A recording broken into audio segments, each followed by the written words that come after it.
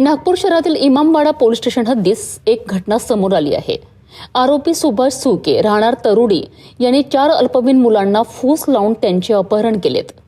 मुलांना अंबरवाडा परिसरात नेऊन त्यांच्यावर लैंगिक अत्याचार करण्यात आल्याची प्राथमिक माहिती पोलीस तपासात समोर आली आहे। पीडित मुलांच्या पालकांना प्रकाराची माहिती मिळताच त्यांनी तातडीने पोलिसात तक्रार दाखल केली आहे। तक्रार मिळताच पोलिसांनी जलद हालचाली करत आरोपींना ताब्यात घेत अटक केली आहे। तपासात उघड झाले आहे की आरोपी हा सराईत गुन्हेगार असून त्याच्यावर यापूर्वीही 5 ते 6 गंभीर गुन्ह्यांची नोंद आहे। परिसरातील शांततेकरिता तो धोका ठरत असल्याचेही समोर आले आहे। तक्रारीनुसार या गुन्ह्यात आरोपीच्या आणखी 3 मित्रांचा सहभाग असल्याची शक्यता आहे। पोलीस आता या संशयितांचा शोध घेत असून पुढील तपास सुरू आहे। इमामवाडा पोलीस स्टेशनच्या हद्दीमध्ये एक गुन्हा दाखल केलेला आहे। आरोपीने 4 नाबालिग मुलांना किडनॅप करून अंबोरा येथे घेऊन गेला होता व त्यांच्याबरोबर त्यांनी लैंगिक अत्याचार केलेला आहे।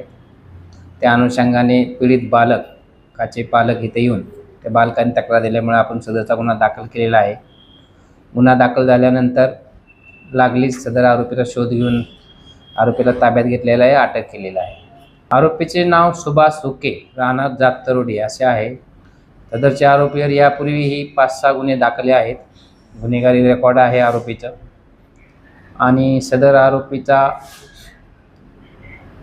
तक्रार दिल्याप्रमाणे बाबा पीडित मुलापैकी एका मुलावर बाबा त्याच्या बायकोशी शारीरिक संबंध असल्याचा संशय होता। त्या रागातून बाबा त्याच्याबरोबर इतर 3 मित्राला पण तो अंबोरा येथे घेऊन गेला होता।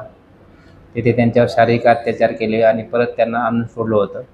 तक्रार झाल्यानंतर त्याला आपण अटक केला आणि पुढील तपास करत आहोत। काही कामधंदा करत नाही।